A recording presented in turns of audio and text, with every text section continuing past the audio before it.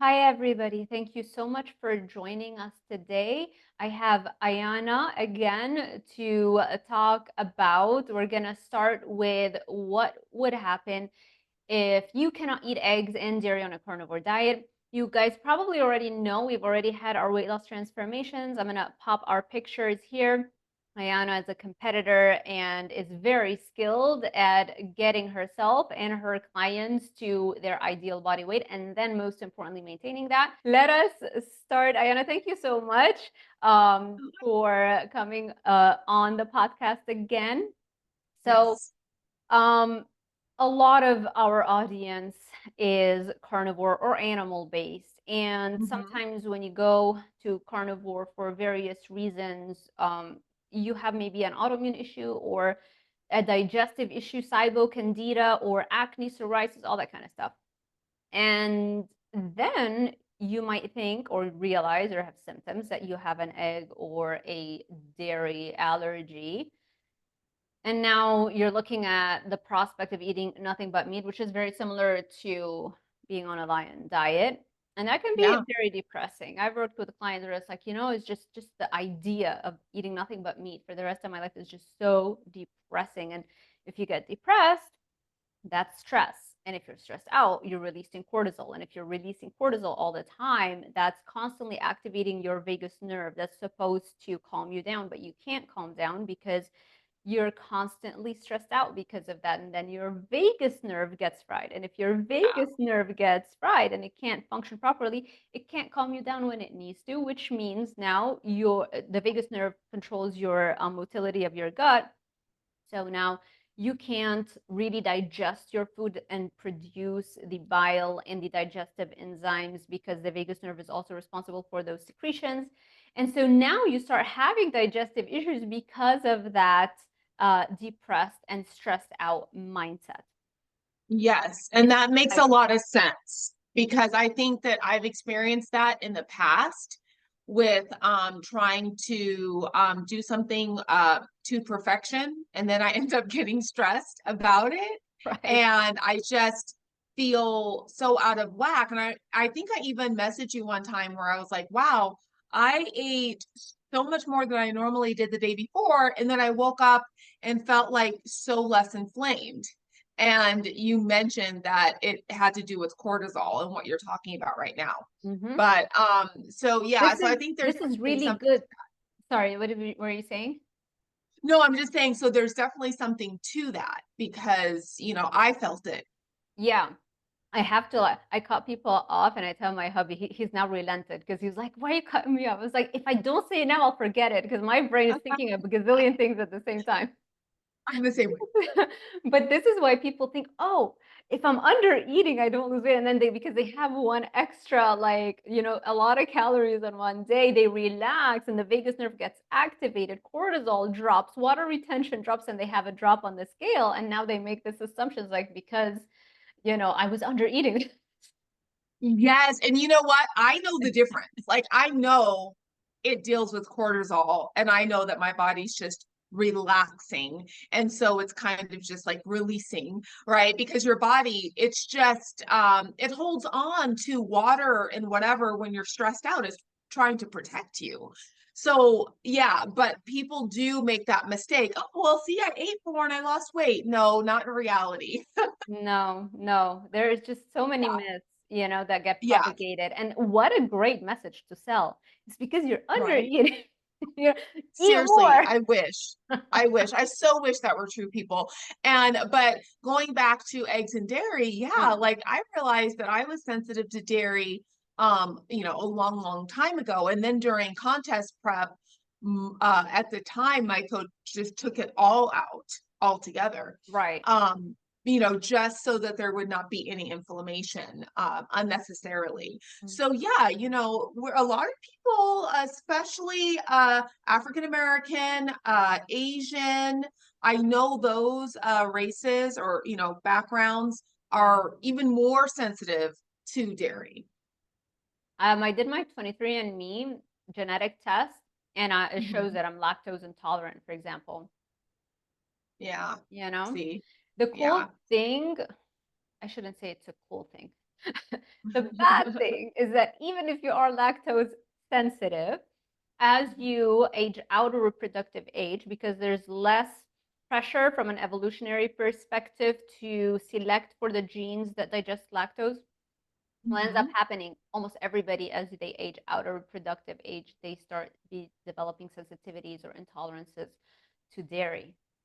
Okay. You know, that's Yeah. another thing. Like if you're in your 50s, 60s, 70s, yeah, you probably dairy Mhm. is causing you issues.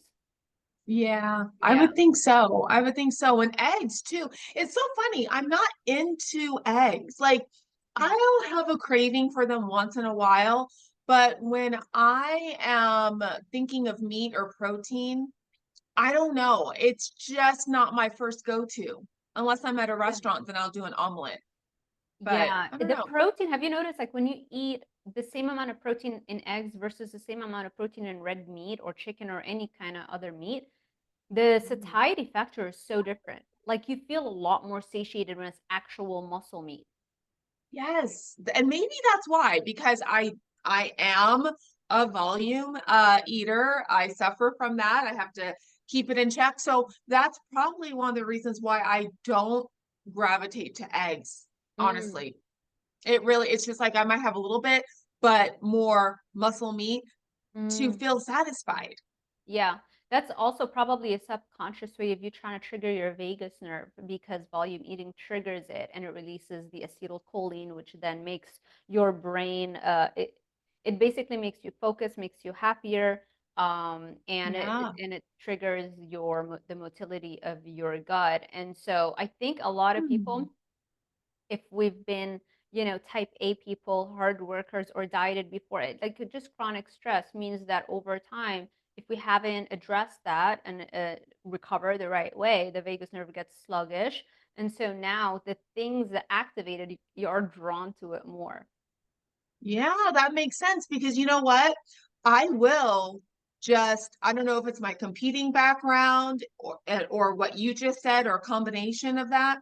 I will gravitate towards egg whites because I'll have a whole cup of egg whites, scramble it up. I'll put one egg in there and then I'll have meat with that so that I feel more Yes. satisfied. Yes, I do the same thing. Yeah.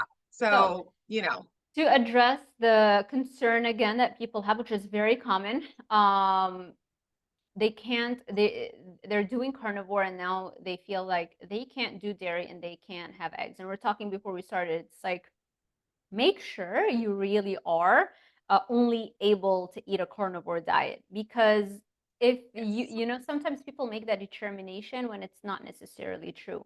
Over, for thousands of years, sure, we mainly ate meat, but we also ate tubers, rhizomes, fruits. They weren't as high in sugar, but some of them had an appreciable amount of starch. Mhm. And, Yeah. there are a lot of people who can eat that and then they are in insane, amazing health. I'm thinking of JLo right now. She can eat all the carbs Yes. and be fine. So it is true that you might think that you only need to do carnivore, but in fact, you can have a wider variety of things. And Yeah. it might just be, again, I'm adding so much content about the vagus nerve in my guides, and it's Hmm. because it's a really life um changing thing if you figure out that it's just maybe your vagus nerve, you just stress it out for too long. You fasted Yeah. for too long, fasting is not gonna help, you know. Uh Fasting stresses me out. yeah. Some people love it. I don't know, but I still think you can do it too long. I think it depends on your lifestyle. It depends on the demands. Like if you're working as an entrepreneur and working super hard and you have a lot of goals and your level of stress a little bit higher than a hunter gatherer, out in the wilderness getting forest bathing that calms them down the whole time, getting sun and all that. So the diet that may have worked for the hunter gatherers and the Neanderthals and our ancestors, and may not help us thrive. And if we're not thriving, it's stressing us out, frying our vagus nerve. That is actually the cause of our digestive issues and mental health issues. Yeah. And digestion is huge. Like it really is. I feel that even when I've done full carnivore, my digestion was good, but I'm telling you, as soon as a stressful event in my life happens or something changes and I have to then adapt again to something different, Yes. I will shift. And but I'm very familiar with how to shift and change things to benefit myself so that I can stay on track. And maybe some people just don't have the tools to know how to do that yet.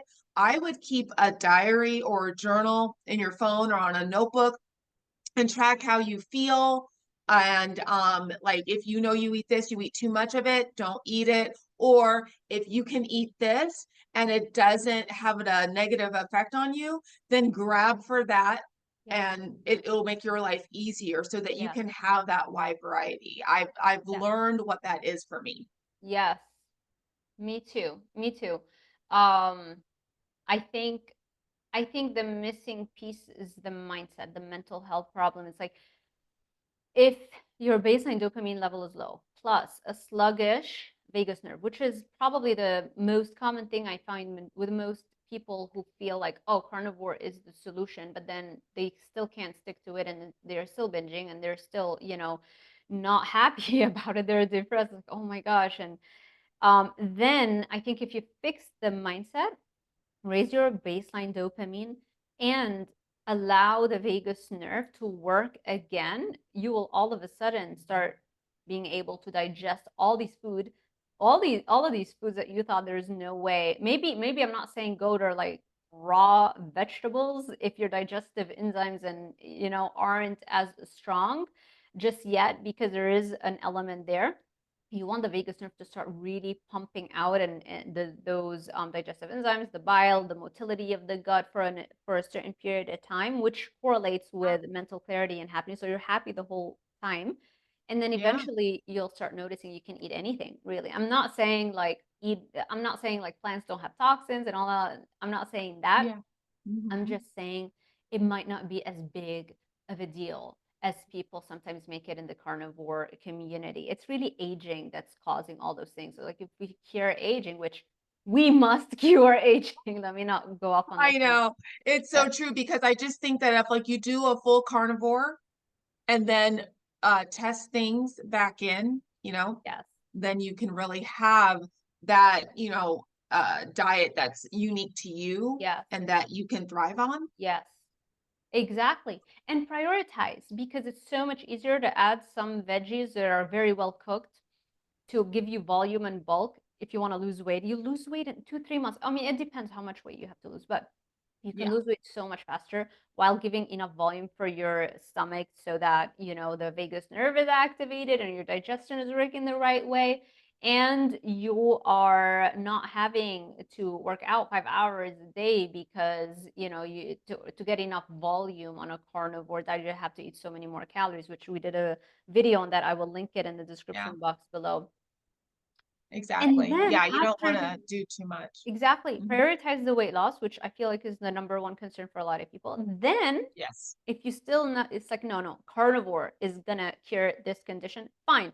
You've lost the weight. Now you don't have to eat very little calories, right? Now you can eat Yeah. more on a carnivore diet and do the carnivore and you'll be fine and you won't feel restricted, you know? Yeah, exactly. I think, everybody is so unique with this because number one thing you said mindset. And so I think it has a lot to do with personality. And because if I'm in a box, I will try to do everything to get out of that box. So I'm not really good with like hard, strict rules. And so, but I like baselines. I'm like, okay, this is what I will do, and then I will figure out what is best for me. But you have to be honest with yourself. You know what I mean? Does this food make me want to eat more and more? Okay, let's take it out, and so Right. on. Exactly. So But now you're asking people to do some extra work, right? Tracking. People don't like to do that, right? But I you know. know, anything worth having is not gonna come easy, and it's not really that hard. It's just, No. do one thing at a time, and then it becomes really a habit. When I first started tracking years ago, it was like just a few Mhm. things, and now it's like I Yeah. have multiple things, but it literally takes me 2 minutes, sometimes 1 minute at night, right before I go to sleep. I add everything and I know where I'm standing on all of the variables I'm tracking. Fitness wise, That's business. good. Yeah. Yeah, that's great. That's great. I mean, because I track, but you got me beat there. I think you track everything. Like I track things, I but think you are like, you track a lot too. You do. I mean, yes, I track my workouts sometimes, and other times I like, yeah, whatever. I know what I'm doing. But I do track my food. Yesterday I didn't track at all. I You eyeballed it, didn't track but your food at all for a whole day? yeah, for a whole No. day. Yeah, but today I will. Yes. But like mentally, I usually take one day off for mental, and then I just eyeball it, and then the rest of the week I do. So I mean, I track my steps, Yeah. but a lot of those things is like passive. I don't really have to be stressed about it or anything. Right. It's just I think if people just remember the Pareto principle, the 80-20 rule, meaning that 80% of your success comes from 20% of the things that you're doing. yeah. Yeah. If you just focus on that, like so you don't have to track as much as I track. You can just track what is the number one thing what's that pattern that you keep repeating, and track all the variables related to that, right? And then if you just get that, like for example, I would track minutes of visualization, rep sets, blah blah blah. And it's like reps and sets don't really, like, as long as I know that my weights are going up in the gym, then I'm on the right track. I'm tracking that, right? Yeah. Visualization, I know now my brain is already used to constantly redirecting my thoughts to my goals and visualize that I've achieved my goals, so I don't have to track that anymore. It's similar to Andy Frisella's is it called the power list, the 5 things, like just Your 5. Yeah, your 5 things that you need to do. Once you get really, really, really good at one of them, you can take it off and put something new on there. Exactly. Because once it that you becomes a need to focus habit. on. Exactly. Yeah. Once something, you can track it for, let's say, 21 days. Some studies say you need 66 days. Let's say 21 days because it's more motivating to believe the studies that say you only need 21 days to create a habit. Yeah. So after 21 days of consistently tracking one variable, by the way, just the simple fact of tracking something is going to improve the results in that area, even if you don't set a goal and make an effort. Yes. Right? Isn't that amazing? Yeah. It is. Track one thing for 21 days, then it becomes a habit. What happens when something becomes a habit? You no longer have to activate your cortex, like the prefrontal cortex, the executive part of your brain, the most recent part of our brain evolution.